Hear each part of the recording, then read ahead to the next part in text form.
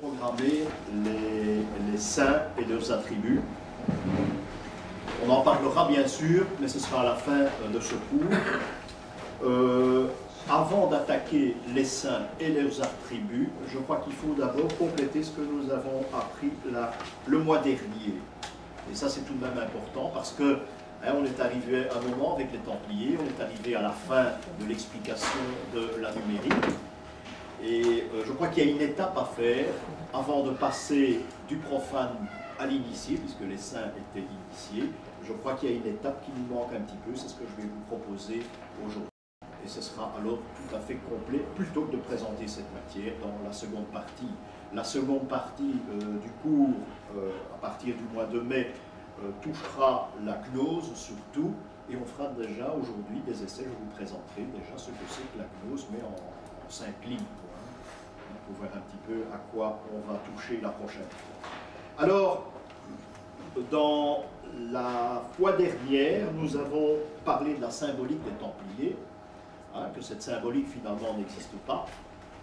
Il n'y a pratiquement pas de symbolique de Templiers. Je vous ai dit qu'on écrit, certains écrivent des ouvrages de 400 pages sur la symbolique des Templiers. Je voudrais qu'on démontre un petit peu ce qu'ils racontent là-dedans.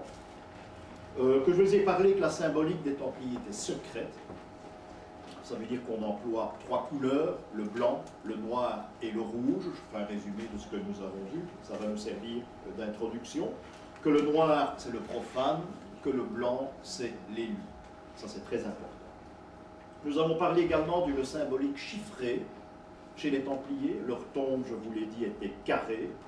C'est la tombe du profane, celui qui va s'initier, et qu'il fallait obligatoirement y placer 8 lignes. Donc c'est une symbolique linéaire, 8 lignes, avec 12 vers, obligatoirement. Donc voilà cette symbolique chiffrée, qui commence au chiffre 4 et qui se terminera au chiffre 12, mais en passant par le 8. Je vous ai dit également que les Templiers n'étaient pas architectes. Ils n'ont jamais pris une truelle dans les mains, ce n'était pas leur rôle d'ailleurs. Que les Templiers n'étaient pas banquiers non plus. C'était les Lombards qui étaient banquiers, mais pas les Templiers. Ils avaient des systèmes de correspondance. Quand on fait des cours de commerce, moi on m'a appris ça tout au début, que les Templiers ont inventé la lettre de change. J'en sais trop rien, mais je sais qu'ils avaient un système qui pouvait fonctionner de commanderie en commanderie. Les Lombards aussi avaient ce genre de système, quoique les Lombards, c'était le procédé est spéculatif chez les Lombards. Ce sont des banquiers, mais qui avaient également leur système. Ils allaient de seigneurie en seigneurie. Leur système existait, ce que les Templiers n'avaient absolument pas, du moins pour le commun des mortels. Nous avons parlé d'une éventuelle symbolique dans des têtes d'animaux, comme le sanglier, qui est l'animal initié. Nous avons parlé du chat, qui est l'animal du malheur. Tout va commencer avec le chat. La malédiction des Templiers commenceront d'ailleurs avec la représentation de cet animal. Nous avons vu que 2 personnages sont très importants, c'est Saint Jean l'évangéliste, Saint Jean le Baptiste, et qu'on les représentait toujours dans une commanderie. Bien souvent c'est une colonne, d'un côté on présente un personnage imberbe, qui est l'évangéliste, de l'autre côté un personnage barbu, qui est le Baptiste. Ça se retrouve à l'entrée de certaines églises templières, par exemple, mais c'est une sorte, bien souvent, pour autant que ça date du Moyen-Âge, on a une indication templière lorsqu'on voit ces 2 personnages, mais uniquement sous forme de leur tête, de n'importe quelle façon, en pierre, en bois. J'en connais une qui est avec une sorte de peintre dans les Flandres, c'est la tête de Saint Jean-Baptiste, par exemple. C'était fait sous cette forme-là. Vous le verrez en dia la prochaine fois. C'est une tête de Saint Jean-Baptiste, mais où il y avait une petite relique. Vous savez qu'on se la passait, il y avait une anse, on se passait la tête dans l'église lorsqu'il y avait une cérémonie. C'est une ancienne église templière, et cette relique devrait dater en principe de l'époque du Temple. Nous avons parlé d'un seul symbole templier. C'est l'agneau, l'Agnus Dei, qui lui, obligatoirement, doit se trouver dans l'église, dans la chapelle templière, commanderie. L'Agnus Dei, c'est la représentation de l'agneau de Dieu, qui plus tard sera présenté sur le livre aux 7 sceaux. Les Templiers fonctionnent uniquement avec une cryptographie représentée avec des animaux. Ce qui veut dire que quand on doit lancer des messages, eh bien ces messages seront des grandes bandes représentées avec des animaux. Et ces animaux sont des messages que l'on peut adresser à d'autres Templiers uniquement. Parfois des troubadours, trouvères, également, eux pouvaient profiter de ce système. Donc voilà en quelque sorte ce que nous avons vu la fois dernière. Nous attaquerons une dernière fois les Templiers la fois prochaine, puisque nous parlerons du trésor des Templiers, entre autres. Et ce sera la dernière occasion d'en parler. Ce sera très bref, le trésor des Templiers, parce que finalement, on ne l'a jamais retrouvé, on ne le retrouvera jamais, parce qu'il a servi à beaucoup de choses. Mais ça, j'essaierai de vous démontrer. Et puis, on parlera de la symbolique du Saint Graal. Ça, ce sera pour le prochain. Alors bon, nous commençons aujourd'hui en abandonnant les ordres, ces ordres de chevalerie, mais il faut tout de même parler des ordres que nous n'avons pas parlé, parce que ça ne fait pas l'objet des cours. Ce sont les Teutoniques, entre autres, et ce sont les chevaliers de Saint-Jean de Jérusalem. Il faut se méfier, parce que dans beaucoup de livres chez nous, des guides de voyage, des livres sur les Templiers, on parle de commanderie templière. Il faut faire très attention, parce que rien ne dit qu'il y a eu des Templiers dans cette commanderie. Ça peut être les chevaliers de Saint-Jean de Jérusalem, qui étaient très nombreux d'ailleurs, qui eux ont hérité des biens des Templiers. Lorsque les Templiers ont été condamnés, eh bien, ils ont hérité de leurs biens, entre autres. Il y a d'autres ordres également. Donc je vous cite ces 3 ordres, Templiers, Teutoniques et Saint-Jean de Jérusalem, parce qu'il faut savoir que leur but premier était de défendre les symboles de l'Église. Ça d'abord, tout en restant fidèle au pape. Il faut dire que cette symbolique, à cette époque-là, était très très proche de l'Église. Quand vous aviez un prêtre dans une église, et là tout a changé, bien malheureusement, eh bien, ce prêtre devait être capable de vous expliquer toute la symbolique qui se trouvait dans son église. C'était son rôle. C'était en quelque sorte presque un cours de catéchisme. Maintenant, je dis ça très souvent, je ne suis pas méchant, que maintenant c'est l'inverse. Nous devons éduquer les prêtres pour savoir ce qui se passe dans leur église, parce que je vous avoue, parfois c'est un désastre. C'est le monde vraiment l'envers comme beaucoup de choses d'ailleurs. Alors, qui gravait ces symboles?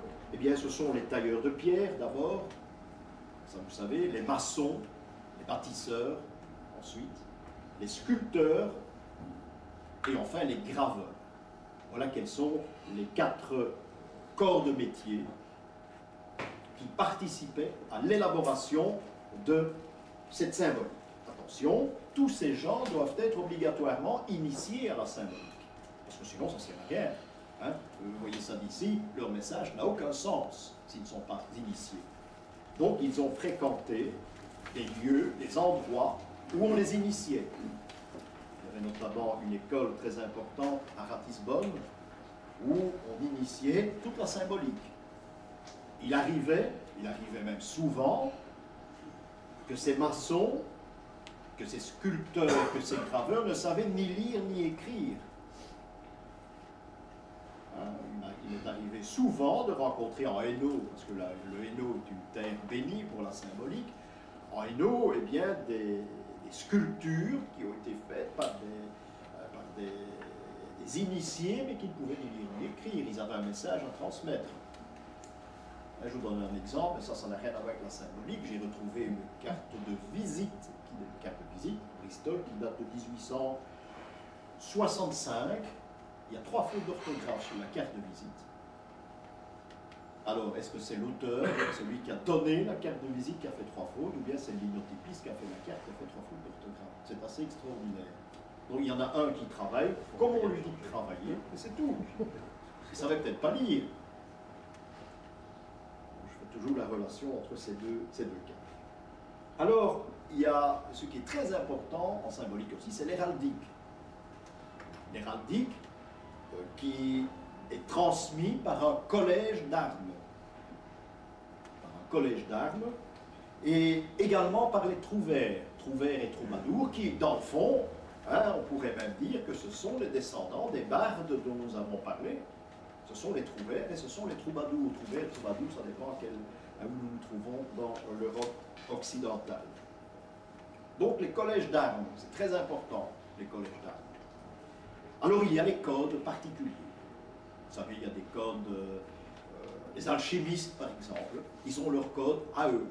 Ils se comprennent entre eux, ils ont une symbolique qui leur est réservée. Mais c'est uniquement le domaine de l'alchimie qui possède ces codes. Ça ne peut pas transpirer. Et puis il y a les francs-maçons spéculatifs.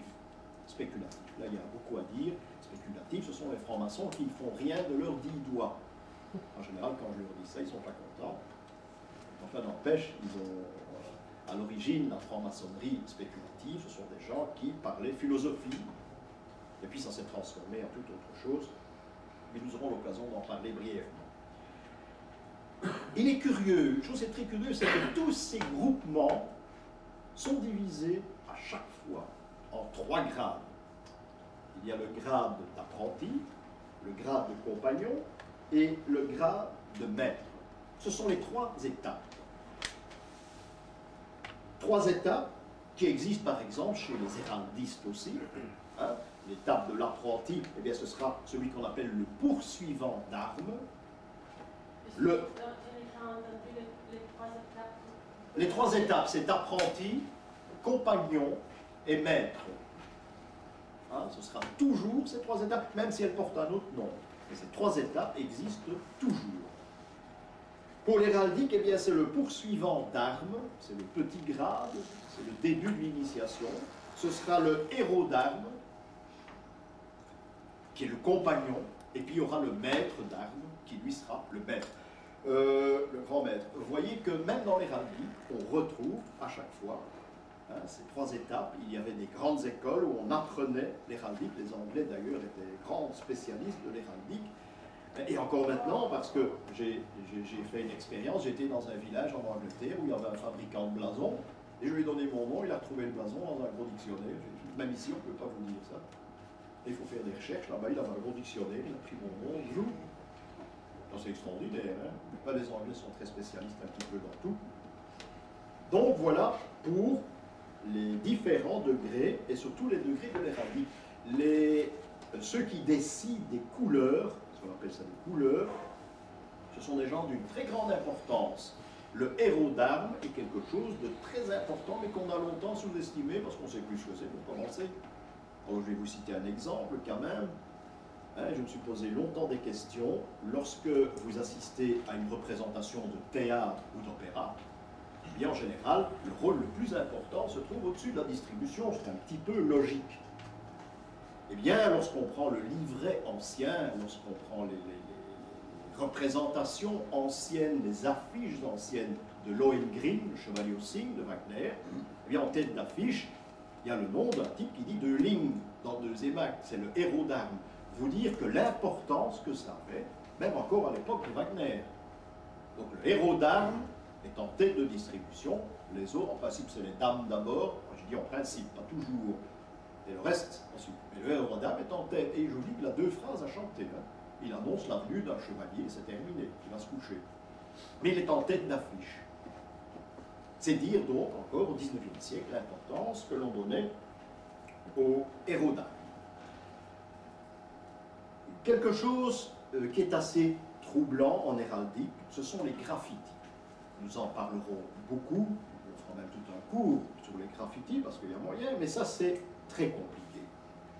Personnellement, je n'ai jamais abordé le sujet, parce que la symbolique est très vaste, mais il faut retenir une chose, c'est que où il y a eu un graffiti, une représentation gravée dans le mur d'une église, bien souvent, eh bien on retrouve tout autour à peu près la même représentation gravée. Ce qui veut dire que ce sont des copies.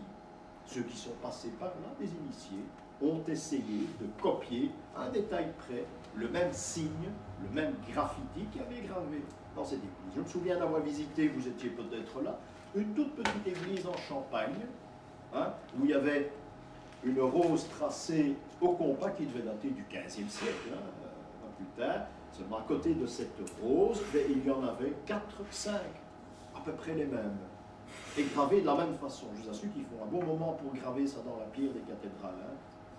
Donc voilà, le graffiti, eh bien, il y a un problème. Il y a un problème parce qu'il faut en quelque sorte retrouver le premier qui est passé par là et qui a eu l'idée de graver cette trace, qui a laissé sa trace, et la raison pour laquelle il l'a fait. Le graffiti, c'est pas uniquement faire un dessin dans le mur d'une église, absolument pas. Ça a une raison majeure. C'est un initié qui a fait ça, qui a fait... Alors, comment reconnaître ce que j'appellerais l'archétype? L'archétype, ça veut dire que c'est le premier qui a servi. Je crois, du moins on le prétend, il faut reprendre, photographier tous les graffitis les uns à côté des autres, et il faut prendre celui qui est le plus complet. Ça va? Donc le plus complet a beaucoup de points de vue. Et alors on s'est retiré, à un moment, on s'est retiré l'original. Voilà ce qu'on prétend, mais c'est très difficile. Dans les symboles, il y a deux catégories à l'origine, mais qui ont des thèses opposées. Donc il faut partager les idées en deux parties. Deux parties qui auront énormément d'importance par la suite. La première partie, eh bien, ce sont les hommes qui croient que nous descendons du singe. C'est la première partie. Et ceux-là pensent, ce groupe pense que les symboles, nous les avons en nous. Donc, ce serait un produit de l'inconscient collectif, ces symboles. Donc, que l'on peut éventuellement analyser uniquement par la psychanalyse. Voilà donc pour ceux qui croient en la descendance de l'homme. L'homme descend du singe.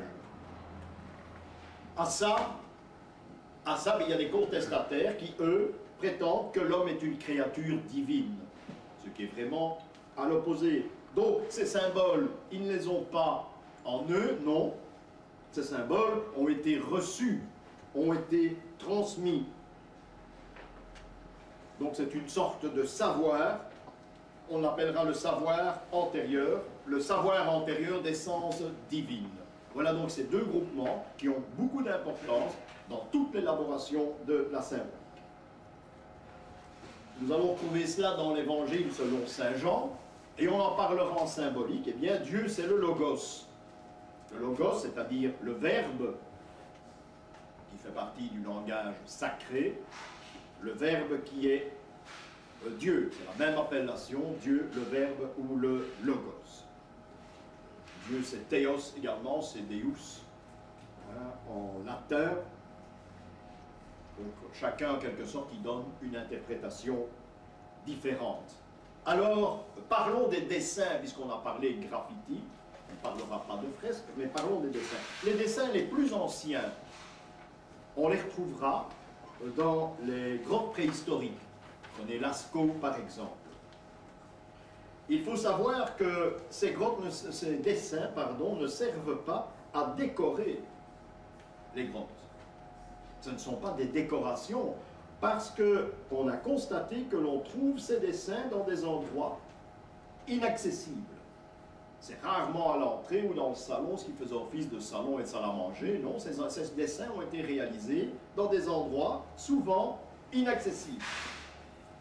Il n'y a jamais de végétaux représentés dans ces dessins, dans ces grottes préhistoriques. Ce sont des représentations bien souvent zodiacales, des constellations. On peut faire des rapprochements avec nos constellations. Donc il s'agit de symboles sacrés que l'on trouve dans ces grottes préhistoriques.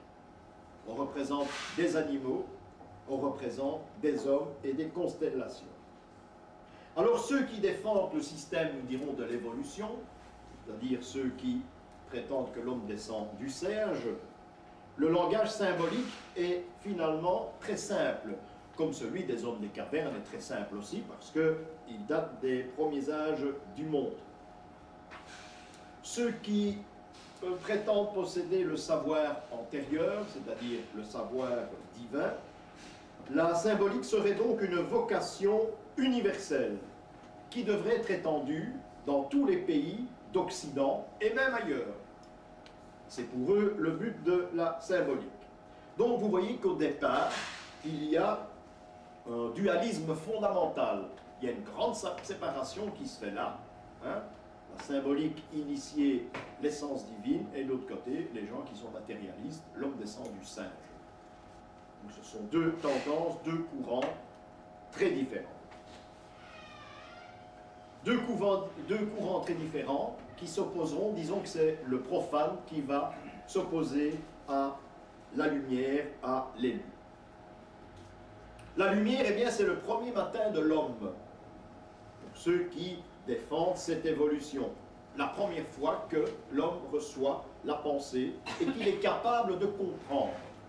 Ceux qui prétendent notre descendance venant du singe, eh bien voilà, à leur tour, l'homme reçoit la pensée, il est capable de comprendre, voilà qu'il est apte à enseigner ou à recevoir les symboles et l'initiation, uniquement à ce moment. L'homme va se rendre compte de la succession des jours et des nuits, il va se rendre compte de la lumière et des ténèbres. Alors ceux qui défendent ce savoir antérieur, c'est-à-dire ce savoir divin, ils connaissent aussi, ils étudient aussi cette alternance entre la lumière et l'obscurité, mais pour eux, c'est ce qu'il y a de plus important dans le monde, c'est cette alternance. Et pour eux, l'homme qui s'éclaire, l'homme qui démarre, eh bien c'est le nouveau-né au baptême, ça va de soi. Ça, c'est celui qui va recevoir la connaissance qui entre dans l'Église. Et après cela, il va pouvoir traduire le même langage des hommes des cavernes, c'est-à-dire le noir et le blanc. Et l'homme des cavernes qui représente la nuit et le jour, eh bien, le noir sera le charbon et le blanc sera la craie.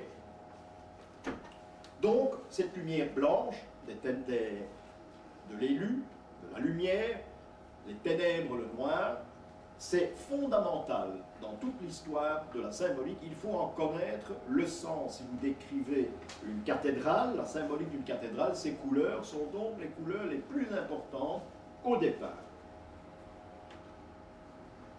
On constatera que la lumière vient d'en haut et que les ténèbres viennent du bas, à l'intérieur du sol. C'est-à-dire, et nous y revenons, dans les cavernes. Donc les cavernes, nous sommes dans les ténèbres. Il faut s'apercevoir aussi, et les anciens le savaient, que le ciel est circulaire, que le ciel apparaît inscrit dans un cercle.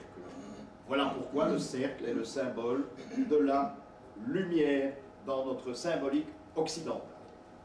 Par contre, tout ce qui est terrestre, c'est le carré. Il y a une grande opposition entre ces deux formes géométriques, car toutes les propriétés se divisent en carrés. Et on calcule d'ailleurs les superficies en mètres carrés. Ah oui, le carré a une importance énorme sur ses partages sur la Terre. Il faut savoir aussi que ces superficies en mètres carrés, c'est un calcul défini et surtout très précis. Par contre, la superficie circulaire, c'est de l'indéfini, le cercle. Donc il y a, encore une fois, il y a une opposition entre ces deux formes géométriques. Il y a donc une classification. Il y a une classification importante. Nous parlons de la lumière. La lumière, c'est la même chose que l'infini. L'espace. L'infini, l'espace. Le temps. Le ciel. Et enfin l'esprit. L'esprit, tout cela marche en même temps que la lumière, en même temps que le cercle et la couleur blanche. La classification des ténèbres, c'est le fini, c'est-à-dire tout ce qui est le mètre carré, comme je l'ai dit tout à l'heure, tout ce qui est bien fini, un lieu bien indiqué, fait partie des ténèbres, un moment précis, la terre, la matière, donc la terre carrée. On dit que les anciens croyaient que la Terre était carrée. C'est complètement faux, ça. Il y en a qui prétendent ça. On m'a appris ça quand j'étais en gréco-latine. Je ne sais pas où ils ont été chercher ça, mais c'est totalement faux. La Terre est carrée en symbolique. Uniquement en symbolique, hein. Et pas autrement. À la Grand Place, il y a une maison qui représente les 4 parties du monde au XVIIIe siècle. On a gardé les 4 parties du monde. Chiffre 4, la Terre. On pouvait représenter symboliquement la Terre, ces 4 continents. Seulement, on a gardé le symbole à la Grand Place. Parce que l'Australie avait déjà été découverte à cette époque. On aurait pu avoir 5 représentations. L'Australie avait été découverte à la fin du 18e siècle, oui. Donc, Début du 18. début du 18e siècle, tu as raison. L'Australie a été découverte. Donc il fallait représenter 5 statues des 5 continents, mais absolument pas. L'auteur a représenté 4 statues, parce que 4 est le symbole de la Terre. Et comme les maisons de la Grand Place ont été faites avec une idée très précise de la symbolique, voilà une des explications ici. Donc 4 parties du monde. Donc le ciel est un cercle qui va se diviser, c'est le cycle, ce cercle. Ce sont les 12 parties de l'année, les 12 mois de l'année, les 12 signes du zodiaque, et plus tard, les 12 apôtres. Nous aurons l'occasion, l'an prochain, bien entamé, de voir la symbolique des 12 apôtres. Ça prend du cours. Chaque apôtre a une symbolique très particulière, représentation dans les constellations, des relations avec les anciens prophètes, etc. Nous étudierons ça apôtre par apôtre. Il faut retenir donc que le ciel, c'est la lumière, c'est également le bien. Ténèbres, c'est le mal, le ciel, c'est le bien. La terre et les ténèbres, c'est le mal. On reprend peut-être un peu les idées des cathares ici, dans cette représentation de la terre, puisque les cathares considéraient tout ce qui était un produit de la terre, tout ce qui était la terre, c'était nocif, c'était à condamner, c'était le mal. L'homme vit sur la terre en espérant l'éternité. L'éternité, pour lui, c'est donc la lumière, au sens propre du terme.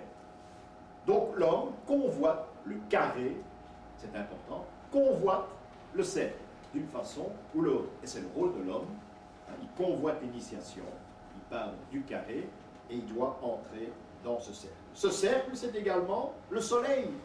Étant donné que c'est le ciel, c'est la pureté du ciel, c'est la lumière, c'est le soleil. Le soleil a énormément d'importance dans l'histoire de la symbolique. Dans toutes les églises, on en parle du soleil. Quel est le rôle de l'homme? Je vous l'ai dit, c'est de chercher à être initié, c'est-à-dire partir de ce carré, de son carré, de sa propriété, et d'aller dans le cercle, vers la lumière. La lumière, c'est le résultat de l'initiation. Les chemins de pèlerinage, Compostelle par exemple, Rome, Éphèse, Jérusalem, ce sont des chemins initiatiques. On va vers la lumière. Donc il faut absolument qu'il passe du carré au cercle. Donc il faut un système concret et abstrait pour lui permettre de relier ces deux éléments. Carré vers le cercle.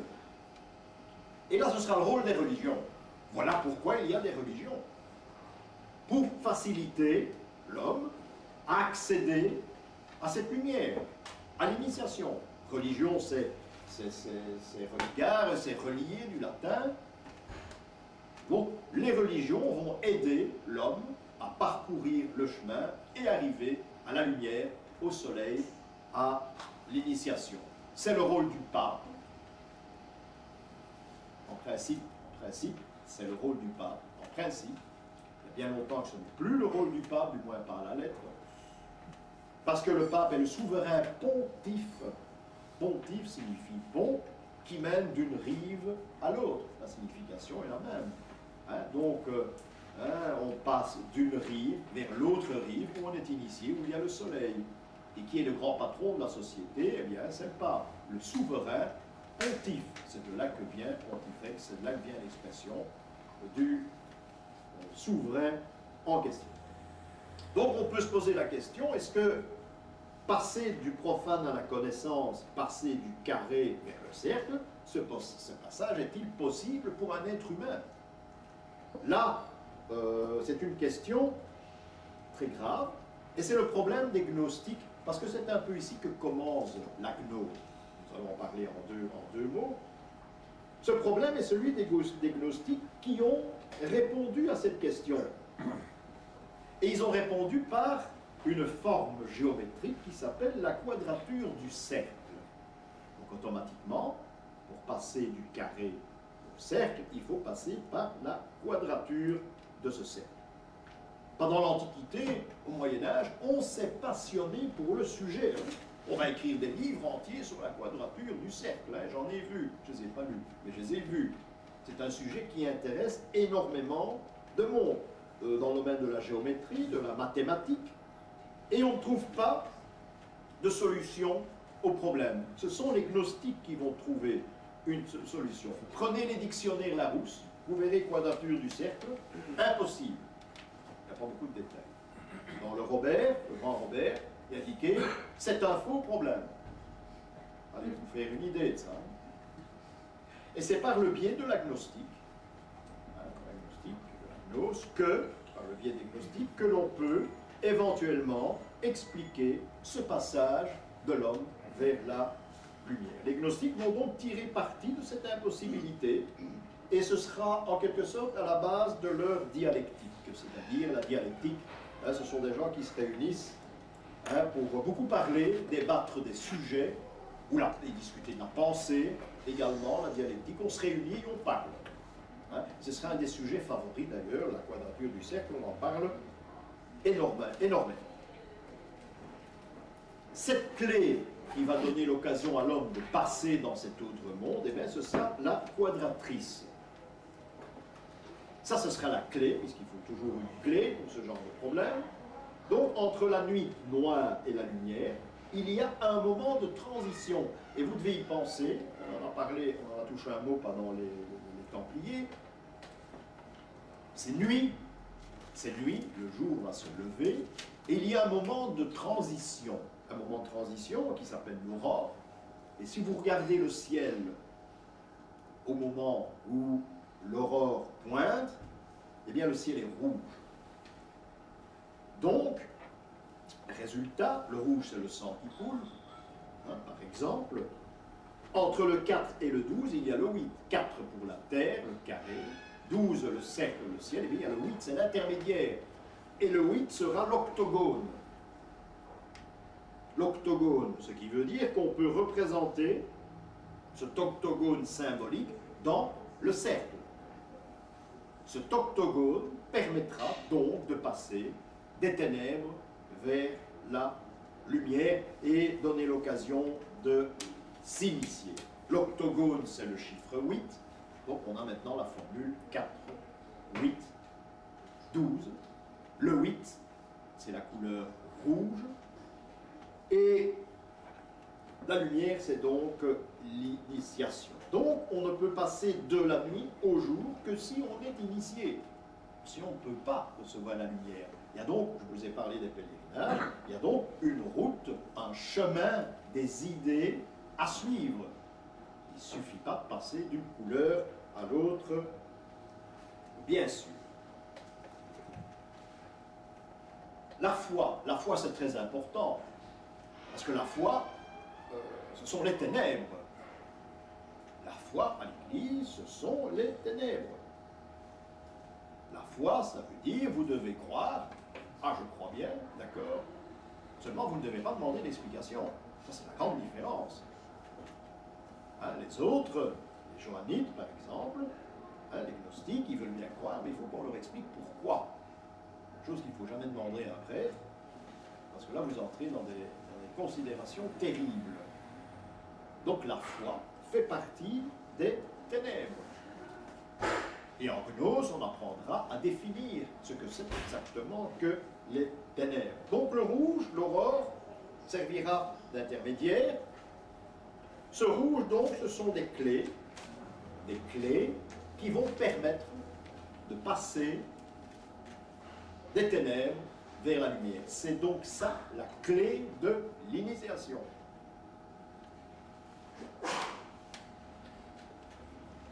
Exemple, le beau sang des Templiers. Beau sang, ça veut dire blanc et noir. C'est un très ancien terme. Le beau sang des Templiers, bon, il est des couleurs noires et blanc. Les ténèbres sont au-dessus. Au-dessus, il y en a très peu. et la lumière en dessous. Ce qui veut dire que pour l'initiation, hein, on vient du dessus, en quelque sorte, où il y a très peu de noir. Ça durera peu de temps afin d'accéder à la lumière. Cette lumière brille en dessous donc des ténèbres parce que la vérité doit être cachée. Voilà pourquoi le profane est au-dessus. Donc pour les Templiers, cette vérité doit rester cachée. Et le ciel est représenté en dessous. Alors les Templiers, eh bien, ils placent sur leur robe, leur chlamyde, la croix, une simple croix rouge. Hein. Ne croyez pas qu'il y a des dessins dans tous les sens, comme on les représente souvent. Il faut reprendre des Templiers dessinés au XVIIIe siècle notamment. Ce n'est pas du tout ce qu'on nous représente maintenant, parce que le Templier, les représentations sont passées dans le XIXe siècle. Comme le XIXe siècle, je l'ai déjà dit souvent, a tout démoli dans tous les domaines. Que ce soit musique, que ce soit littérature, que ce soit histoire, le XIXe siècle est quelque chose d'horrible. Tout a été transformé, on ne s'y trouve plus. Vous savez que le Templier, maintenant, c'est quelqu'un qui a des croix dans tous les sens, avec des signes cabalistiques, etc. Donc c'était une simple croix, mais de couleur rouge. Parfois, on plaçait sous cette croix, plus tard, des petits boutons, hein, des sortes de perles, à chaque endroit pointu de la croix. Ça veut dire qu'il y en avait 8. Il y en avait 8. 1, 2, 4, 6, 8, au bout de chaque branche. Ce qui voulait dire, avec ces 8 représentations, que la croix devait être rouge. Même si elle avait n'importe quelle couleur, je dis n'importe quelle couleur, non. Même si elle était, par exemple, si on grave un templier dans la pierre, on ne sait pas lui donner de couleur dans la pierre. Et ça, vous apprendrez que même un aveugle doit sentir les couleurs en touchant une statue, ou une représentation, ou une héraldique. Et j'en ai connu un d'ailleurs qui faisait ça très bien. Donc on reconnaît dans la pierre, la couleur est représentée. Ici nous avons le Templier, hein, grâce à ce message, grâce à ces 8 éléments autour de la croix, et bien automatiquement on sait qu'on a affaire à une croix rouge, rouge qui est important au temple parce que c'est le sang, et que ces gens ils sont bien concernés par le sang, ils savent qu'ils peuvent mourir en défendant l'Église, en mourant par exemple du jour au lendemain. Ils n'aspirent pas à la mort, mais ça peut les attendre derrière le coin à n'importe quel moment. Voilà pourquoi ils ont donc ce chiffre 8 dans leur symbolique. On appelle ça, ce rouge s'appelle de gueule, avec S, au bout c'est la couleur rouge. Mais nous verrons tout ça lorsqu'on parlera des couleurs qui ont une très grande importance. Vous apprendrez à étudier des tableaux de maîtres anciens grâce aux couleurs et de déchiffrer ces tableaux tout autrement. Et ces couleurs ont beaucoup d'importance. Vous arriverez à retrouver les personnages dont on parle, personnages publics, d'après la couleur de leur manteau, par exemple. Hein, les couleurs ont donc énormément d'importance. Donc, cette quadratrice, je vous l'ai dit, est importante parce que ça nous permettra de passer du profane à l'initié. Oui. Les couleurs, est-ce qu'ils ne changent pas de signification selon l'époque ou Dans la symbolique romane, non. Plus tard, on tiendra de moins en moins compte de la couleur. Une fois que la peinture, par exemple, deviendra décorative, hein, nous sommes quand même bien entamés dans le siècle de Charles Quint, la symbolique des couleurs ne sera plus respectée, donc ça n'aura même pas une autre signification. Hein, je crois qu'il faut, au début du XVIe siècle, ça va disparaître, et alors au XVIIe, on emploiera n'importe quoi à n'importe quel moment. Hein. Ce sera le sujet qui intéressera, mais plus les couleurs. Bon, je vous cite un cas, la couleur jaune par exemple, qui est la couleur de la putréfaction. Le jaune c'est quelque chose d'horrible. Eh bien, qui sera représenté avec une robe jaune dans les tableaux? Ce sera Judas, par exemple. Hein, Judas aura sa robe jaune, entre autres. Alors, souvent, attention, on croit avoir affaire à du jaune, mais c'est de l'or. Hein. Hein, ça, c'est pas toujours facile. En héraldique, il n'y a jamais de jaune. Aucun blason ne sera représenté rose avec du jaune. Par contre, on dit oui, mais, et ça se dit à chaque fois, le drapeau du Vatican est jaune. C'est pas vrai, il est or, hein, mais il est représenté en jaune. Et encore une fois, je reprends mon système, l'aveugle qui touche un blason gravé dans la pierre, il sait voir la différence. Bon, il n'y a pas de jaune représenté, mais l'or sera représenté avec des pointillés. Des petits pointillés, les uns à côté des autres, et bien en touchant, il dira, c'est une représentation de l'or. Si c'est lisse, comme ça, hein, ce sera de l'argent. Le blanc est très peu représenté en héraldique aussi, mais on le trouve. On le trouve, mais jamais le jaune. Petite expérience de couleur, j'ai un jour retrouvé à Lille un tableau daté du XVe siècle qui représente un personnage que l'on va décapiter. Hein? Il y a du monde, il y a l'échafaud, etc. L'homme est déjà avec sa tête, il est prêt à recevoir la hache, mais le bourreau est habillé de jaune. C'est très rare, un peu ici, que je vois habillé de rouge, le bourreau. Et ici, il est habillé de jaune. Pas demandé dans ce sens-là. Hein? L'homme que l'on va décapiter, ça devait être le dernier des derniers. Il a dû faire des crimes horribles. Horribles. Et voilà pourquoi voilà un détail, mais vous trouvez ça dans toute la peinture, voilà un détail, pourquoi on peut automatiquement deviner que celui qui va être décapité, c'est un homme en dehors du commun dans le rôle, dans ce qu'on veut représenter sur ce tableau. C'est un cas que je présente toujours avec la couleur jaune. Pour le drapeau du Vatican, c'est or et argent. Or et argent. Les clés sont en argent. Merci. Donc or et argent. Mais il y en a beaucoup qui disent oui, mais c'est jaune, c'est pas vrai, c'est or. Hein. Il ne faut pas confondre les deux. Quand vous avez en héraldique de la couleur qu'on dit jaune, c'est pas jaune, c'est or. Hein.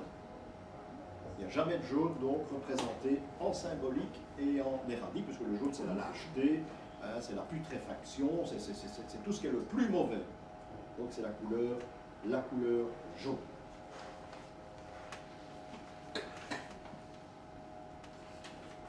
Vous retrouvez la croix du temple aussi sous la forme d'une croix partée, hein, c'est-à-dire sorte de triangle à l'envers, hein, triangle à l'envers, terminé par les bouts, et vous avez 8 pointes, tout autour, comme je vous l'ai dit, ce chiffre symbolique, du chiffre symbolique, le 8 qui représente la couleur rouge. Alors parlons de ces clés. C'est important, symbolique, la clé. Quel est le personnage qui tient la clé? Eh bien, c'est Saint-Pierre. C'est Saint-Pierre. Les clés représentent l'initiation. Lorsque vous avez un Saint-Pierre qui est représenté à l'entrée de l'église, eh bien, c'est qu'il y a quelque chose, il y a un message important. On peut vous ouvrir la porte pour découvrir un message important. On ne vous le donne pas. Ce n'est pas le rôle de Pierre. Pierre, il a une clé, il ouvre la porte.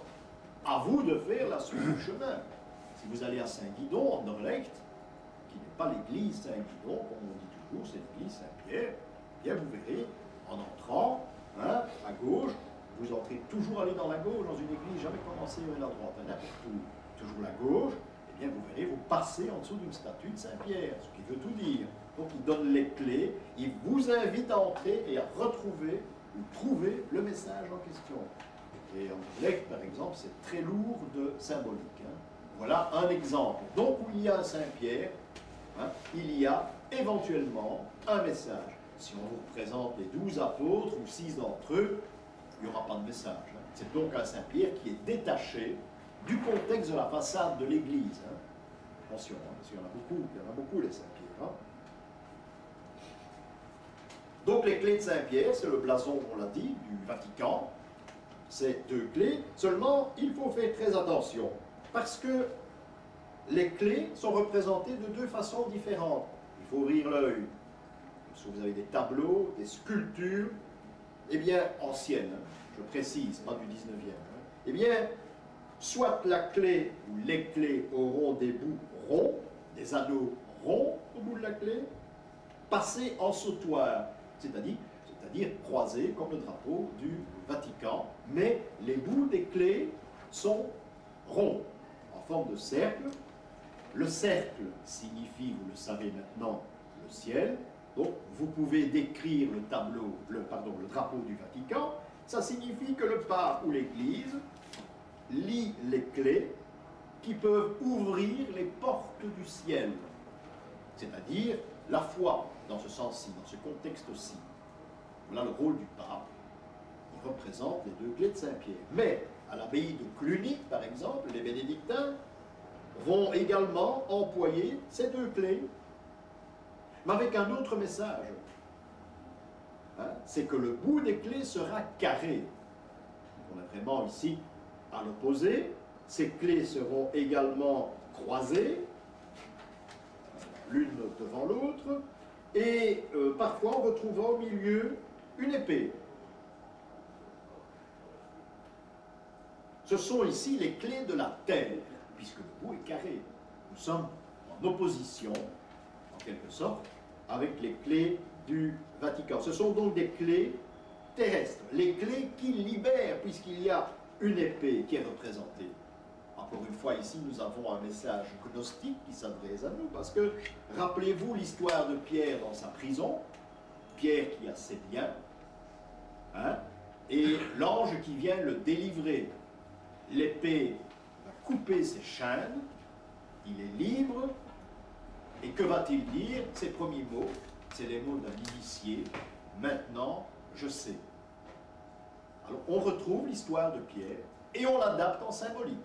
Voilà pourquoi Pierre tient les clés d'une porte qui vous amène, qui peut vous amener à l'initiation, à condition de choisir le bon chemin. En symbolique, il y a un langage. Il y a même plusieurs langages, mais il y en a un qui nous intéresse beaucoup, ici. Alors, on m'a démontré, ça dans ces cours, il y a bien longtemps, que chaque fois qu'il y a un langage, il y a obligatoirement un émetteur. Hein, si vous étiez plutôt 40 ans autour du Sinaï, il y a bien longtemps, il y avait l'Arche d'Alliance, eh bien on peut prétendre, mais là des historiens pourront discuter le coup, que l'Arche d'Alliance pouvait éventuellement un émetteur. Et on en parle de plus en plus, mais ça je laisse aux historiens scientifiques, les scientifiques qui étudient la Bible. Donc qui dit langage, automatiquement, et c'est logique, dit qu'il existe un émetteur. S'il y a écriture, et c'est le cas de la symbolique, de l'enseignement de la symbolique, il y a donc quelqu'un à l'origine qui écrit. Ça va tout à fait de soi. Celui qui écrit, c'est l'homme dans ce cas-ci. Même si, je vous l'ai dit, il n'est jamais représenté, l'homme n'est jamais représenté, ni la femme en symbolique, il aura toujours un attribut qui l'accompagne. Mais l'homme tout seul, il ne sera jamais représenté.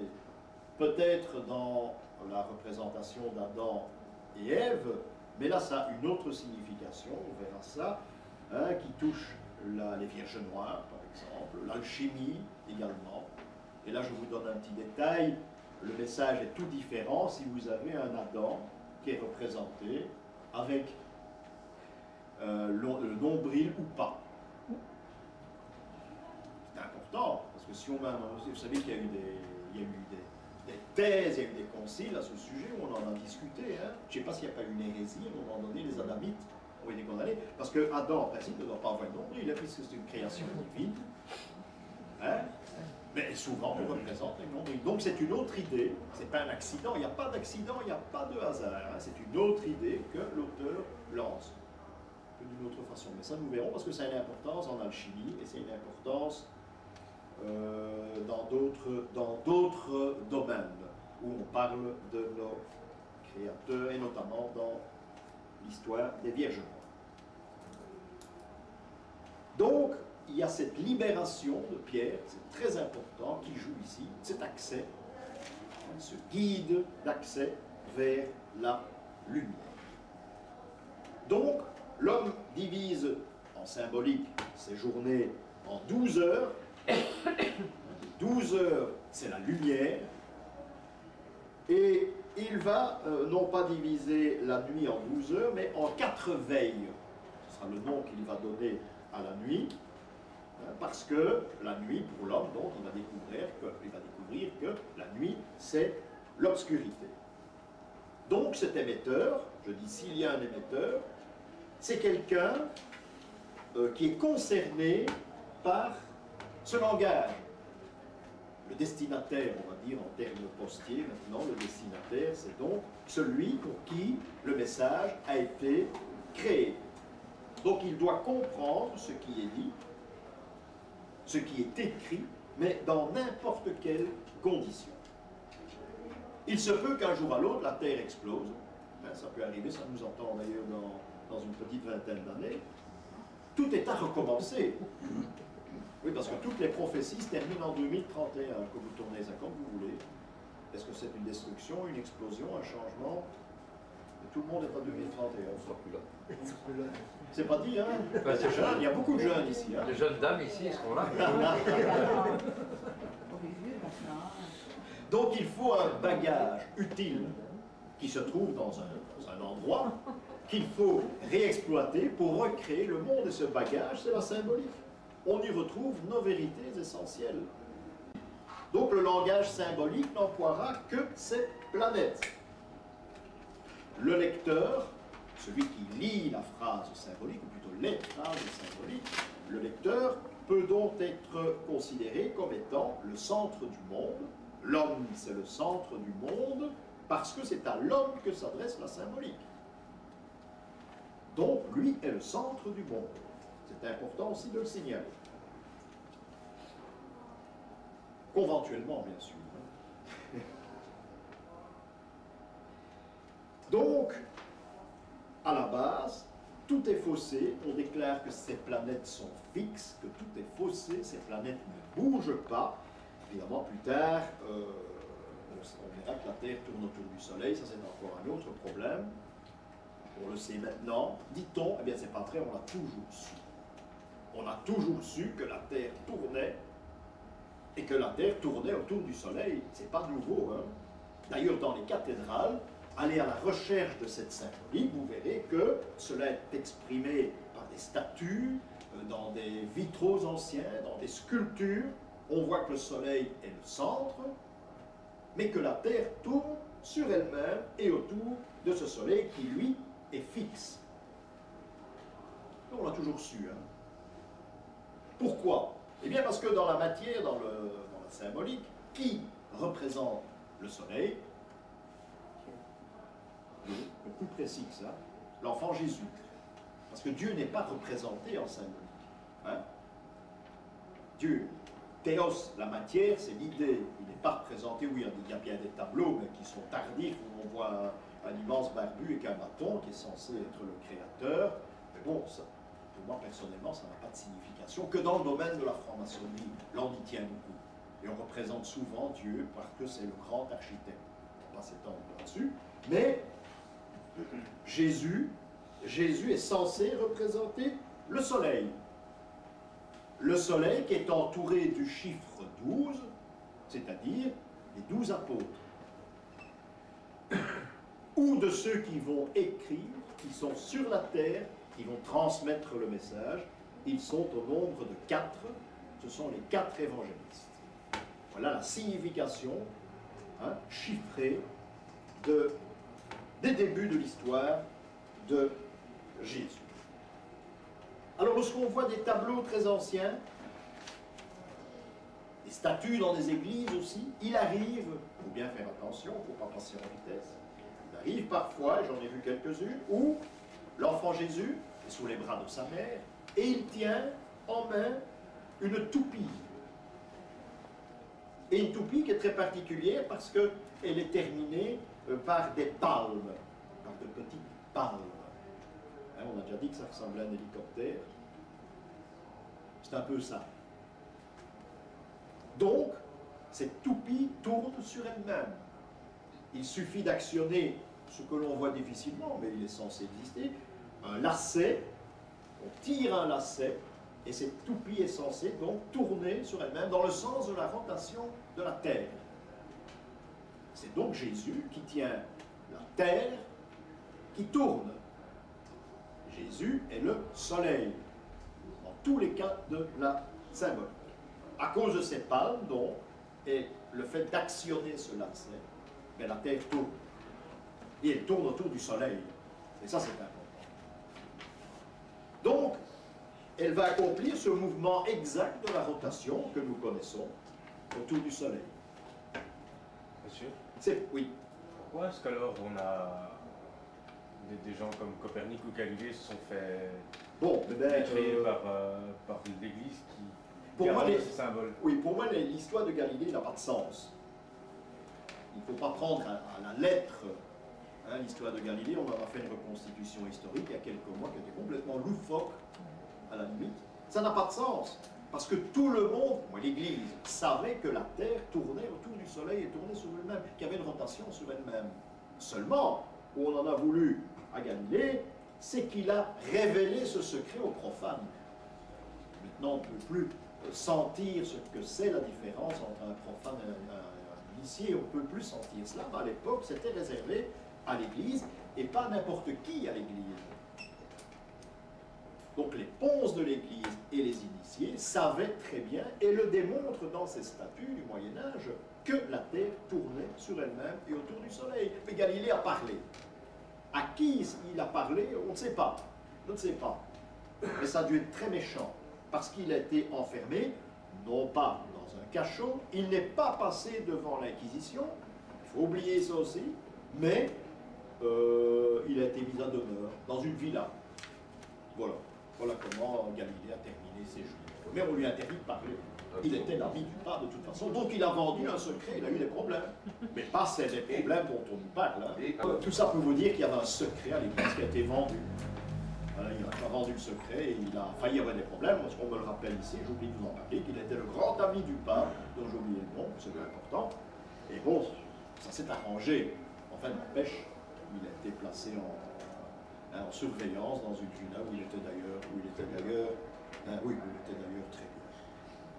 Voilà donc pour ce système. Donc il faut retenir que le Soleil, c'est Jésus, et les représentations qui tournent autour du Soleil sont des représentations symboliques. Un autre exemple, Jésus tient une grappe de raisin. À Tongres ou à Purlemont? Oui, il y en a à Anderlecht aussi, je pense. Ah oui.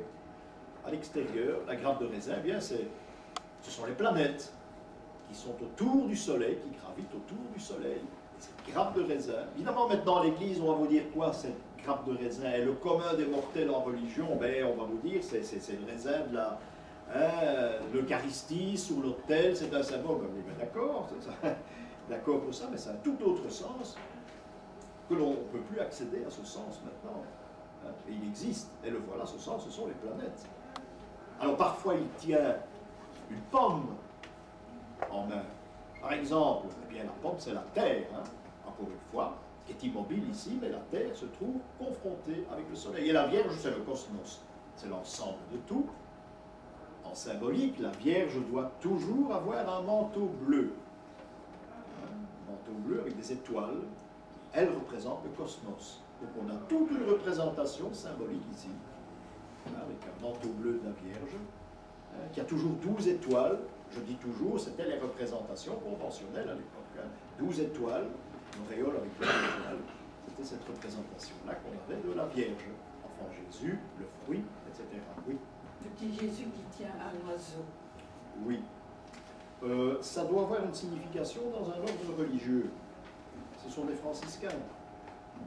Ce sont des franciscains. Oui, oui, oui. Notre-Dame du Chant d'Oiseau. Oui, eh bien, tu as la référence à la vie de Saint François. Il y a toujours cause et effet. Jamais rien n'a été mis au hasard à cette époque. Une couleur, jamais. Le manteau de la Vierge, si vous touchez le manteau de la Vierge, eh bien, s'il n'y a pas de couleur, son manteau doit être gravé à l'horizontale, parce que ça représente le bleu, ce qui est gravé à l'horizontale. Donc vous devez toucher, si vos lignes sont dans ce sens-là, le manteau est de couleur bleue. Donc on ne doit pas peindre obligatoirement. D'ailleurs, dans les cathédrales, on ne retrouve plus des statues peintes maintenant. Très peu à l'extérieur, on a des traces, mais très peu de couleurs. Dans le temps, elles étaient toutes peintes. Toutes les statues à l'extérieur de l'église étaient peintes. Ça peut être très beau. Mais on fait ça à Amiens. Amiens, oui. Ils sont repartis avec ça. À Amiens. Drapeau européen, on a couleur de drapeau. Absolument. Et c'est un rapport. C'est voulu. C'est voulu. Oui, oui, absolument. Le drapeau européen est le symbole de la Vierge. Bon, maintenant, on a un peu... On est un peu de trop dit. Quand même, sur le site mais de n'empêche, l'Union européenne, c'est indiqué. n'empêche, il existe, il ne bougera pas. C'est le symbole conventionnel de l'Europe, même s'il y en a, c'est toute une série de pays qui viennent s'ajouter. Non, le symbole, c'est la Vierge, ce sont les 12 étoiles bleues, fond bleu, 12 étoiles d'or à fond bleu. Je vous ai dit aussi, il y a 2 mois, que le passage des ténèbres dans la lumière est représenté par le labyrinthe. On en a assez parlé. Hein, le labyrinthe que vous devez savoir dessiner maintenant. Donc, nous terminerons aujourd'hui par ce que l'on appelle le code antique. Donc il y a plusieurs codes dans la symbolique occidentale. C'est ce que nous avons vu. Nous avons vu une toute petite partie ce matin. Il y a un code judaïque également. Il y a beaucoup d'éléments. Il y a un code antique, ça veut dire que la symbolique ici prend comme référence l'histoire de la Grèce antique. Parfois on fait référence à Rome, mais très souvent à la Grèce. Alors il y a des personnages, comme les animaux, que nous terminerons par là aujourd'hui, il y a des personnages qui ont une signification symbolique. Vous vous référez à vos livres qui parlent d'Antiquité, comme ça vous aurez l'histoire, les légendes mythologiques. Je ne vais pas vous les raconter ici parce que ce serait très très long. Il y a un personnage qui s'appelle le roi Minos. Le roi Minos qui est un méchant. Il représente les ténèbres. Il représente la foi. Attention, je le répète, la foi, ce sont les ténèbres. Ce qui veut dire que Rome, le pape, dans un sens, ce sont les ténèbres. Le profane, donc ça c'est le roi Minos. Il y a un personnage dont nous allons parler, c'est Thésée. Thésée qui, lui, c'est l'initié. Parce que Thésée va traverser le labyrinthe. Ce ne sera pas difficile. Mais il va traverser le labyrinthe pour arriver à la lumière, à l'initiation. Lorsque nous irons un jour, et je crois qu'on va faire l'an prochain à Saint-Omer, bien dans l'église de Saint-Omer, il y a un labyrinthe qui paraît, on peut le voir, paraît-il maintenant, mais l'ancien curé le cachait avec 15 tapis que je vais dérouler quand je voulais montrer le labyrinthe aux personnes qui étaient là, il était tout fâché. Il m'a dit que maintenant, il paraît qu'il y en a un qui... Dans le dernier, j'ai vu. Oui, c'est un nouveau, c'est un jeune. Oui. Et le... non, le labyrinthe vient d'une abbaye proche. C'est pas le labyrinthe d'origine de Saint-Omer, mais il se trouvait dans une abbaye, dans la ville, il y avait une abbaye dans la ville. Saint-Bertin, c'est ça. Et là, ce labyrinthe se termine au milieu par la présentation de Thésée, par exemple. Et il y a des tas, vous voyez, ce sont des personnages qui sont à la limite pour l'Église, des personnages tout à fait profanes. Il est présenté, Thésée est au milieu, et on a découvert dans le pavement toute l'histoire de Thésée, de Dédale, et on les a placés d'ailleurs pour les voir en parcourant l'Église. Ce qui prouve que ces sujets étaient adaptés au Moyen-Âge, tout à fait normalement. Un détail aussi, ce code antique, vous allez le retrouver dans des cryptes d'église, tout comme l'Ancien Testament, mais jamais de représentation de l'Évangile. Donc toujours dans les cryptes romanes, dans les églises romanes, des représentations antiques ou de l'Ancien Testament. Ce sont toujours les mêmes. Vous avez entre autres Daniel dans la fosse de Lion, à chaque coin on le représente bien souvent, mais jamais des évangiles. Si vous voyez une nativité, par exemple, dans une crypte, c'est du faux, c'est du toc. Ça a été fait beaucoup plus longtemps ou retaillé. Donc c'est toujours de l'Ancien Testament. À vous de faire la différence. Ça c'est une loi, c'est une règle au départ. J'ai rencontré une église, c'est la seule, à Autun. J'étais avec mon maître lors du pèlerinage à Compostelle. Et il m'a fait remarquer, parce qu'on était sous le 22, il m'a fait remarquer que la prière des morts dans le missel, chaque passage, chaque verset concernant la mort était représenté par une statue, une sculpture dans la grande nef de l'église. Et on pouvait lire missel en main, et passer d'un stade à l'autre jusqu'à l'autel où reposait le mort. À une époque où on ne mourait pas dans son lit, vous étiez grabataire, on vous plaçait sur une genre de civière, on vous mettait dans le cœur de l'église, et c'était la messe des morts, vous viviez toujours, imaginez-vous, le mourant qui voit cette scène. Évident, c'était le choc, dont toutes les prières des morts se disaient, le missel c'est très important dans la symbolique, ces prières se disaient au fur et à mesure, non pas que s'il y avait un cortège des morts ou un enterrement, on regardait ça absolument pas, mais c'est pour rappeler le missel qui est employé. Par exemple, je vais vous donner un petit exemple, après ça on continue, un exemple qui est flagrant, et que bien malheureusement, et j'en parle toujours, tous les spécialistes, entre guillemets, de l'histoire de Rennes-le-Château et de la Bessonnière, tout le monde se plante, il n'y a aucun qui connaît la symbolique là-dedans. C'est des gens qui font des recherches, c'est très amusant. Et à l'entrée de l'église Rennes-le-Château, qui a été conçue, la symbolique a été une fausse symbolique conçue par la Bessonnière, eh bien il y a une grande inscription, ce lieu est terrible. C'est biblique. Oui, c'est ça, c'est biblique, mais ça n'a rien à voir avec le sens symbolique de l'église. On dit que c'est le curé qui a placé ça pour dire ici il se passe des choses. C'est tout à fait ridicule. C'est méconnaître la symbolique, parce que à chaque fois que on reconsacrait une église, on plaçait cette représentation.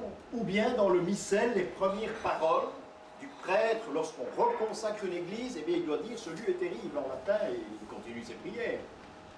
Vous voyez ce que ça représente. Donc on est en dehors de toute une histoire de prêtres qui confisquent l'or, etc., qui a trouvé un trésor, et tout le reste, ça ne tient pas la route. Et je m'en veux d'avoir fait visiter il y a des longues années Rennes-le-Château dans ce sens-là. Dans le mauvais sens. Je devrais faire le voyage avec d'autres maintenant. Parce qu'il y a une symbolique à Rennes-le-Château, mais elle est fausse. Elle est fausse parce que, ici, dans ce cas, et ça arrive dans d'autres cas, la symbolique cache autre chose. Ça, c'est important. Et c'est un peu ce qui se passe à Rennes-le-Château. Donc, voilà un détail pour les représentations de statues que l'on trouve à l'extérieur et dans les églises. C'est pour ça qu'il n'y a jamais d'inscription en dessous des statues au Moyen-Âge. Et si vous voyez une statue où il y a Saint-Michel, par exemple, c'est nouveau. On n'avait pas besoin d'inscription. Les gens savaient. Les gens savaient. Maintenant, il y a des inscriptions, mais ce sont des statues récentes. C'est pas plus difficile que ça. Donc ça rejoint ce que vous dites là. Pour l'initiation, pour l'obtenir, il ne faut pas savoir lire ni écrire. Bon, c'est un plus, parce qu'à partir de la Renaissance, on représentera les initiés par la lecture. Donc il faut savoir lire, au moins l'initiation, c'est pouvoir lire et comprendre par le livre, par la lecture. Mais ça c'est venu beaucoup plus tard. On est en dehors du cycle des statues dans les cathédrales à cette époque-là, ça commence à se terminer. Donc il y a le personnage de Dédale, qui lui est un personnage qui va réussir à s'échapper de ce fameux labyrinthe des initiés, qui va trouver la lumière, avec ses ailes, il va trouver la lumière, et finalement, eh bien, il sera initié à son tour. Dédale et Thésée, deux personnages très importants donc, dans le code antique, deux personnages qui seront très souvent représentés dans les idées de l'initiation. Thésée se trouve à Saint-Omer, il se trouve à Chartres, également dans le labyrinthe de Chartres. Alors il y a évidemment le Dédale qui est représenté dans la chute d'Icare. La chute d'Icare, par exemple, où on voit chez Bruegel, Icare qui est allé avec ses ailes un peu trop près du soleil. Ça veut dire qu'il a... c'est le profane, pour moi, qui a suivi trop vite l'initiation. Il a voulu aller à la lumière, mais il n'avait pas le bagage nécessaire. Donc en cours de route, le soleil, ça veut bien dire ce que ça veut dire, lui a brûlé les ailes et il est tombé dans la mer Égée.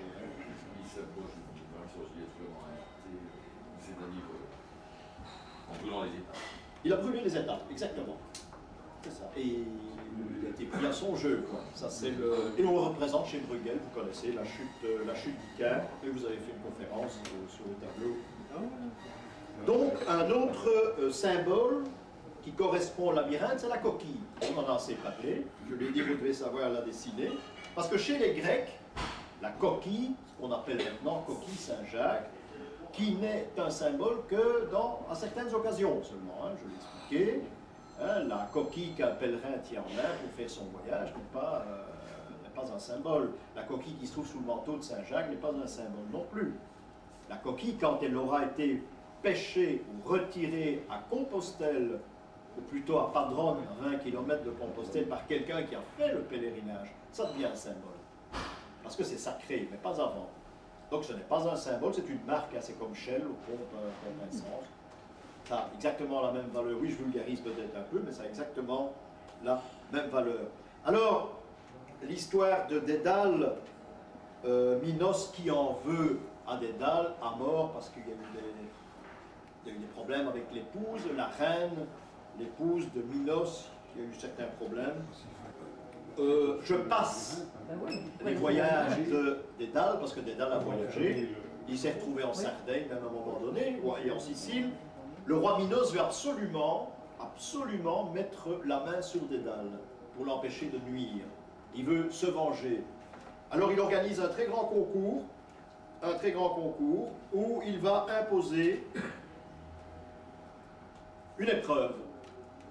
L'épreuve sera de faire passer un fil dans toutes les rainures d'une coquille, qu'on appelle coquille Saint-Jacques, dans cette coquille. Et celui qui sait faire ça, il est le gagnant. Et lui, évidemment, Dédale, Minos sait très bien qu'il n'y en a qu'un seul qui peut faire ça, c'est Dédale.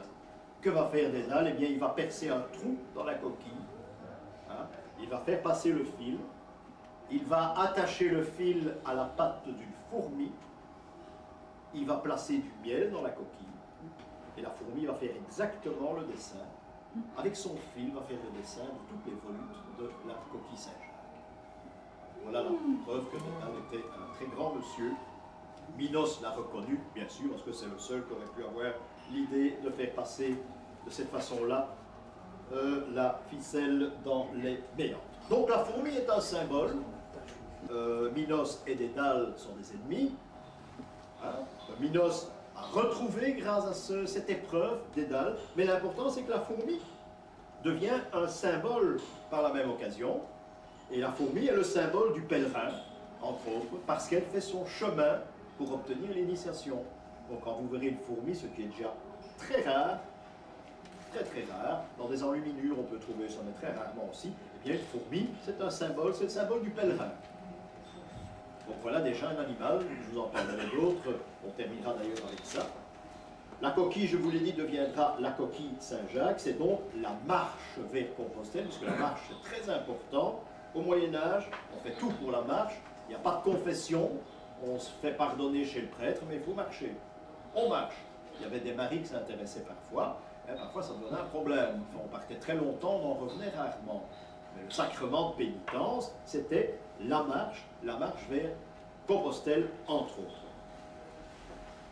Le profane ici, c'est donc le peuple. Le fidèle, c'est un profane aussi, le fidèle qui va à l'église sans rien comprendre, en faisant ses patères et ses avés, c'est un profane. Il est dans le noir, il vit dans l'ombre, même dans la nuit. Il y en a d'autres qui vivent dans la nuit, mais c'est plus important que lui. Donc le profane, c'est le peuple, c'est celui qui regarde passer l'initié, dans le fond, qui va à Compostelle. C'est ça le profane. Il y a beaucoup de définitions.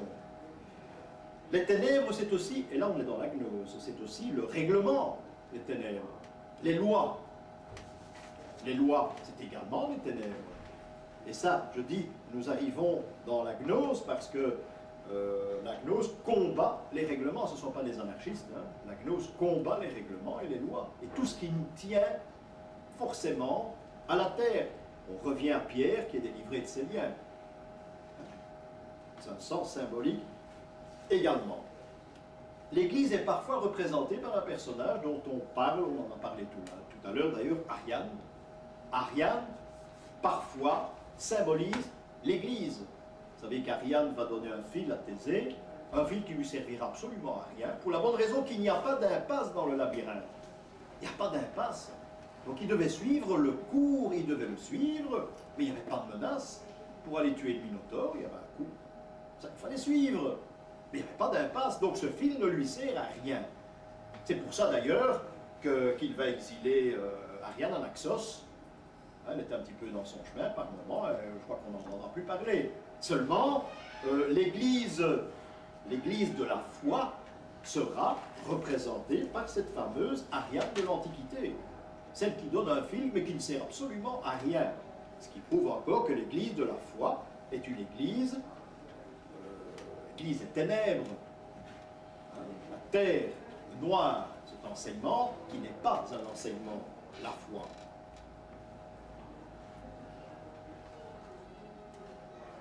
Reparlons du code occidental. Code occidental, je vous l'ai dit, donc nous n'allons pas revenir avec les ténèbres. Ici, nous avons fait une petite conclusion, c'est que les ténèbres, c'est également celui qui obéit aveuglément. Hein, si je vous dis, il y a un sens interdit dans cette rue, vous ne pouvez pas passer. Vous êtes dans les ténèbres. Vous êtes réduit à suivre une réglementation d'un petit panneau rouge et qu'une ligne blanche. Vous en êtes là, hein? Nous en sommes là. Là le problème, c'est ça. Et les gnostiques vont taper le poing sur la table en disant, vous êtes à côté de la vérité, vous êtes dans les ténèbres, il faut changer votre esprit. Absolument. Et la première chose, les premiers rudiments des gnostiques, de la gnose, eh bien, c'est vous dire que vous êtes dans une prison pendant toute votre vie. Vous êtes dans une prison, vous avez des barreaux tout autour de vous. Et il faut sortir de ces barreaux comme l'a fait Pierre. On est venu le délivrer et il savait à ce moment-là. Et il y a des tas d'exemples. Hein. Vous vivez derrière des barreaux. Et le but de la gnose, c'est vous apprendre à voir plus clair. Hein. En apprenant la gnose, vous n'allez pas passer le sens interdit, ça c'est un fait. Hein. Mais il faudra se rendre compte pourquoi il y a un sens interdit et ceux qui ont placé un sens interdit, pardon, et ceux qui l'ont placé, s'ils avaient raison ou pas. On peut en discuter. C'est ça. C'est ça. Donc ici, nous représentons les ténèbres, c'est celui qui obéit aveuglément. L'Église, la foi, sans demander de détails. Dans le bestiaire sacré des animaux, le chien, par exemple, est un symbole de la force. Le chien, c'est pas la fidélité, c'est ce qu'on a dit par la suite, le chien c'est un animal fidèle, c'est la fidélité, pas du tout, le chien c'est la force.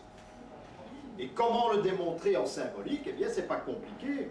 Saint Dominique, et je sais si j'exècre le personnage, Saint Dominique est toujours représenté avec un chien à ses pieds. Je dis toujours, sauf à partir de la Renaissance où les symboles vont disparaître. Mais il a toujours un chien à ses pieds, et qui plus est, ce chien a un flambeau dans la gueule qui brûle.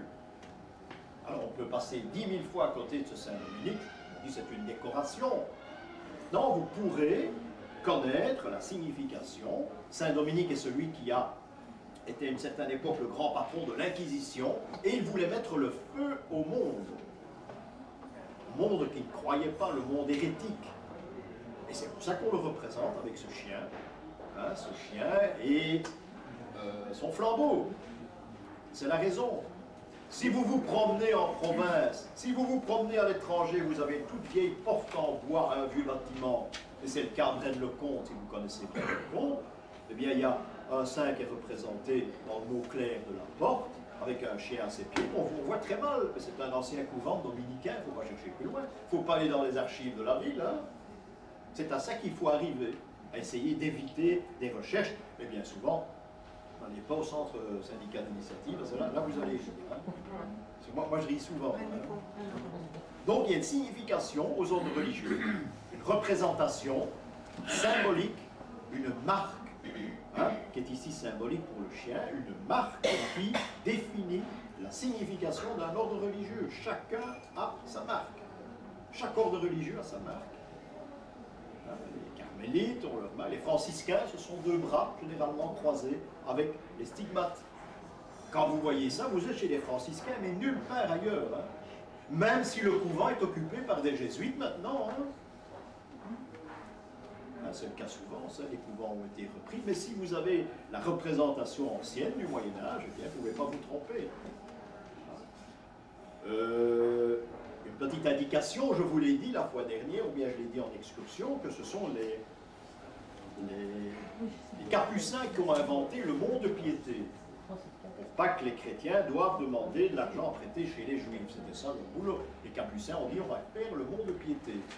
Hein? Eh bien, toutes ces maisons existent, quelques-unes existent encore plutôt, mais il y en a une à Gand, il y a le monde de piété à Gand, c'est marqué nulle part, oui, dans les guides importants de la ville détaillés, mais vous passez dans la rue, eh bien, vous allez voir en haut de la porte les attributs des capucins. Mais qui les connaît? C'est ça le problème. Et vous voyez que vous êtes ici non pas dans un couvent de capucins, mais dans un monde de piété. Et c'est quoi l'attribut des capucins?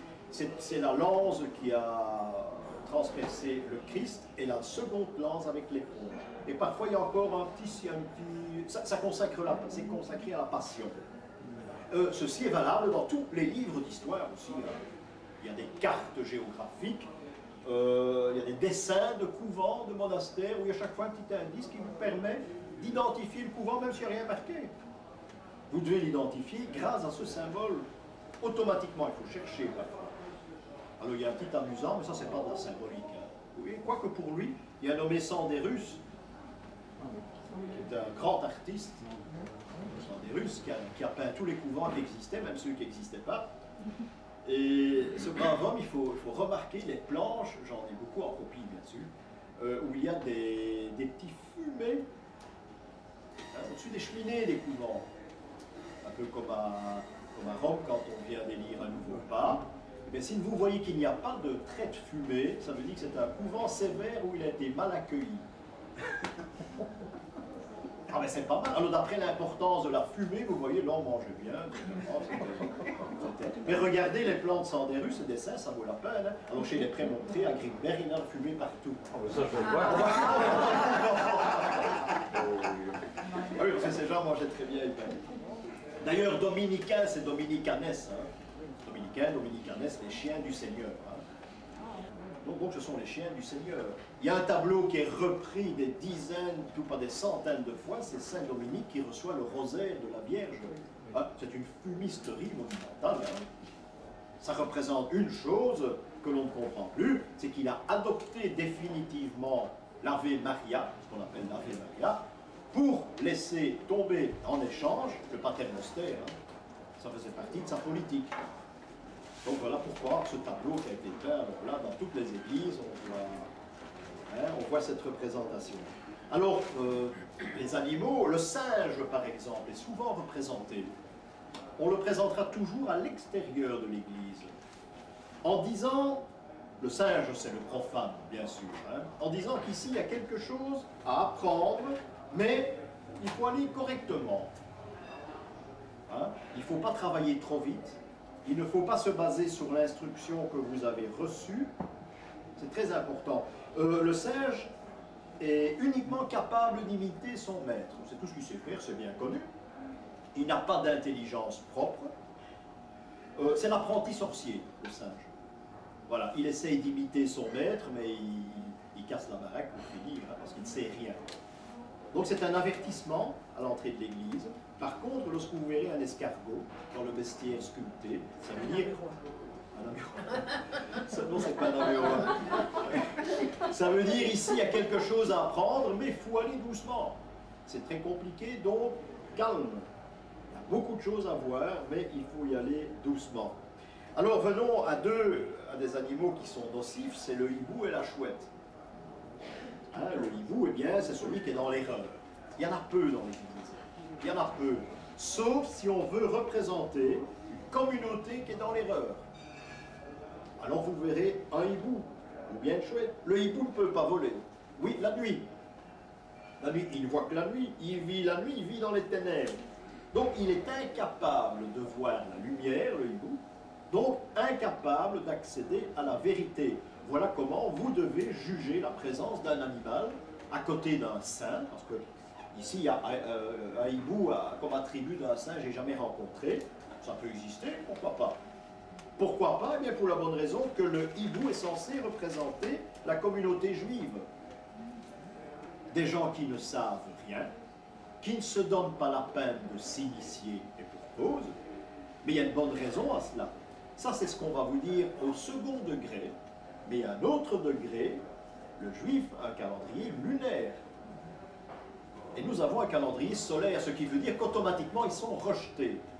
Parce qu'ils vivent avec la lune, c'est-à-dire avec les ténèbres d'une certaine façon. Voilà pourquoi cette représentation, l'hibou représentera celui qui ne sait rien, comme la chouette d'ailleurs, hein, qui est devenue, c'est à étudier, symbole de la sagesse, etc. Moi j'y crois absolument rien, mais enfin n'empêche, on peut en parler, hein, si vous avez des documents à ce sujet. Le hibou peut aussi représenter les juges. Donc les juges, c'est également le hibou. Hein, les juges, parce que, encore une fois, on retombe dans la gnose ici. Hein. L'âme, c'est très intéressant. L'âme, nous ferons d'ailleurs l'an prochain une matinée entière sur l'âme. C'est très intéressant, c'est un animal où il y a énormément de choses à dire. Il y a énormément... oui, mais absolument. Il y a énormément de contes de fées où l'âme est en question, qui sont des contes très intéressants dans la symbolique, Perrault, etc. Ce sont des gens qui connaissaient, qui étaient initiés. Hein. Tous leurs contes, leurs mythes, etc. Il y a beaucoup de choses à découvrir. La Belle au bois dormant, c'est un livre ouvert de symbolique. Hein. Un exemple. Hein. Mais il fallait créer un conte pour faire passer éventuellement celui qui s'intéressait, qui voulait aller plus loin. Hein, donc c'est des choses qu'il faut développer. L'âne est un animal, c'est le profane, c'est lui qui ne sait rien, mais il a de longues oreilles. Donc c'est qu'il est capable de comprendre. Les oreilles d'âne que l'on mettait sur la tête d'un élève il y a bien longtemps, il y a même très longtemps de ça, hein, eh bien ça prouvait que l'élève était un bon élève.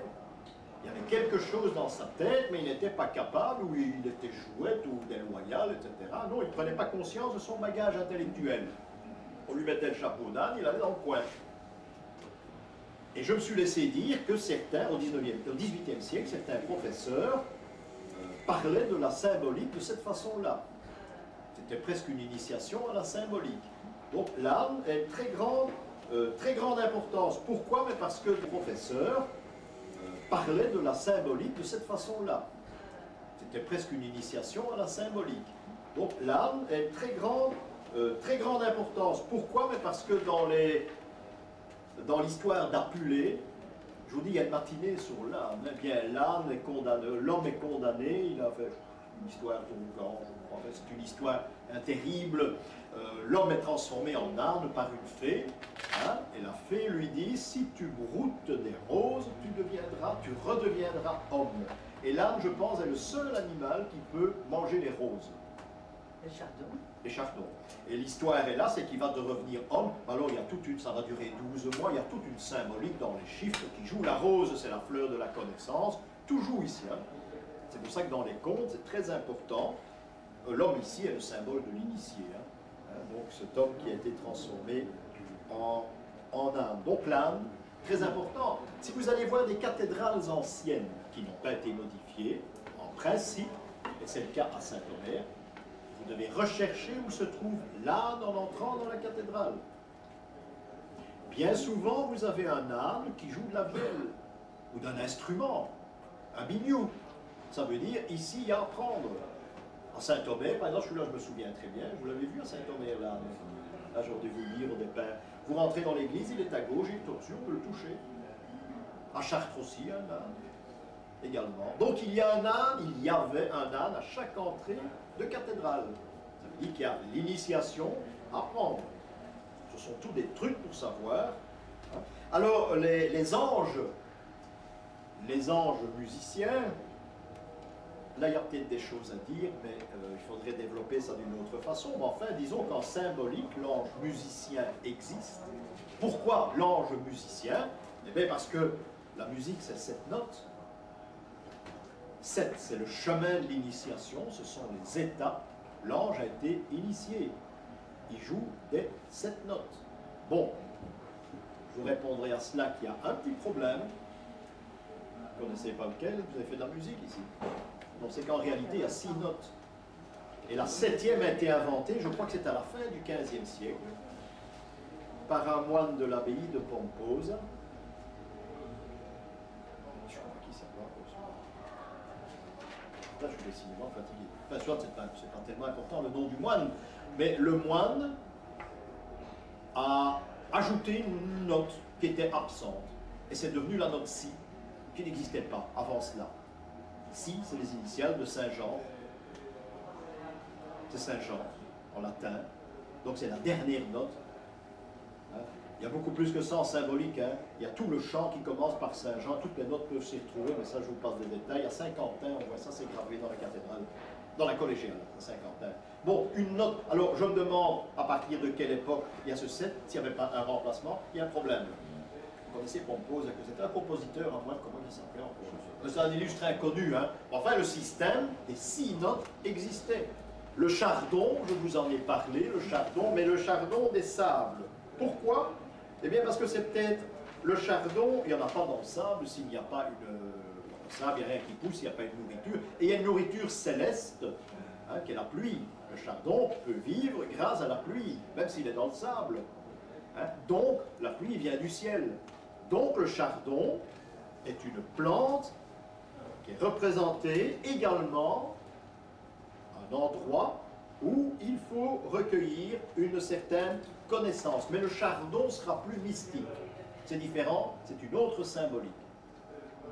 On est plus proche de la foi dans le mysticisme. Il y a l'ésotérisme et il y a l'exotérisme, hein, dont on s'occupe très peu. L'ésotérisme, vous connaissez, mais l'exotérisme, c'est sur les prières, par exemple. Voilà, les prières, c'est de l'exotérisme. Voilà un peu la différence entre les deux. La rose est très important, c'est très important la rose. C'est le symbole de la connaissance. Quand vous êtes dans des endroits où il y a les roses, soit gravées dans les murs, hein, vous verrez tout ça en dia, parce que au mois de janvier, je vous parlerai de la cryptographie. La cryptographie, ce sont tous des signes dans les pierres. Tout ce que je vous explique aujourd'hui, vous retrouverez dans des pierres, en diapositive. Vous devez tout de même avoir la notion de ce que c'est d'abord, avant de les retrouver. Mais au mois de janvier, nous verrons la cryptographie. Ce n'est que des dias, mais à chaque fois, vous retrouverez les animaux, les signes, les gravures dans la pierre, et vous en connaîtrez maintenant le sens. Le profane, je vous l'ai dit, c'est l'aveugle également, l'aveugle aussi. On a parlé des 7 sceaux, ce livre avec les 7 sceaux, le livre de l'Apocalypse, et l'un après l'autre, pour avoir la connaissance, on va briser les sceaux. 7 sceaux brisés, vous connaissez la représentation de l'agneau qui est sur le livre, c'est donc l'attribut de Saint Jean, ici, dans ce cas-ci, faisant une relation avec l'Apocalypse. Au Moyen-Âge, eh bien le Moyen-Âge se termine, nous sommes au XVe siècle. Les initiés existent bien sûr, il y en a parmi nous, mais ils sont censés savoir lire et écrire. C'est le monde moderne, il y a les humanistes qui vont naître, il y en a certains qui existent déjà. Alors si vous voulez retrouver dans la peinture, pas dans la sculpture, quoique j'en ai vu tout de même un jour, dans la peinture, un personnage avec des lunettes au XVe siècle, c'est un initié. Hein, les lunettes au XVe siècle, c'était 2 ronds. C'était très rare. C'était stylé sur le bout du nez, c'était pas accroché derrière les oreilles. Donc le personnage aux lunettes, c'est l'initié. Mais il est souvent représenté devant un livre. Puisqu'il a ses lunettes, ça veut dire que lui est initié, il comprend, il peut lire, il peut écrire, c'est l'intellectuel. Mais nous approchons des temps modernes. Hein. On est ici, quand je dis approcher, c'est au siècle près. Hein. C'est pas... Les ères historiques, c'est pas un saucisson, hein. Il faut tout de même, parce que maintenant on a des dates. La prise de Constantinople, dans les temps modernes, c'est pas comme ça que ça se passe. Hein. Pierre, quand on va le délivrer, c'est sur un livre qui est indiqué, maintenant je sais, sur un livre que c'est gravé généralement, ça aussi c'est un détail. Donc voilà quelques détails qui vont vous permettre de retrouver l'initiation dans le Moyen-Âge. L'agneau sous le livre, je vous en ai parlé, c'est les début, mais quand on représente un roi, c'est l'initié aussi, hein, pas les nôtres, hein, mais quand on représente un roi au Moyen-Âge, c'est un initié.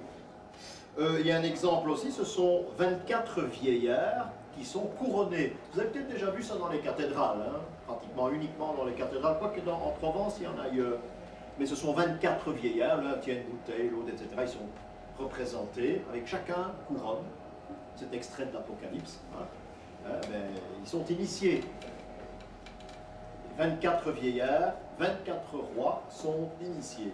L'aigle, par exemple, est l'animal initié par excellence. Pourquoi l'aigle? Il regarde le soleil dans les yeux. C'est le seul animal qui peut regarder le soleil devant lui sans fermer les yeux. Alors là, et c'est l'attribut de Saint Jean, c'est pas un hasard, hein, c'est l'attribut de Saint Jean l'évangéliste. L'initié par excellence, vous avez compris, c'est Saint Jean l'évangéliste, qui est le patron des gnostiques. Hein. Il y a matière à discussion entre la gnose et ce que je viens de vous parler aujourd'hui. Hein. C'est 2 notions totalement différentes. La foi, dont je vous l'ai dit, c'est la prison. Je crois que c'est l'exemple qu'il faut prendre. La foi, c'est la prison. Les barreaux, ben, ce sont les chaînes.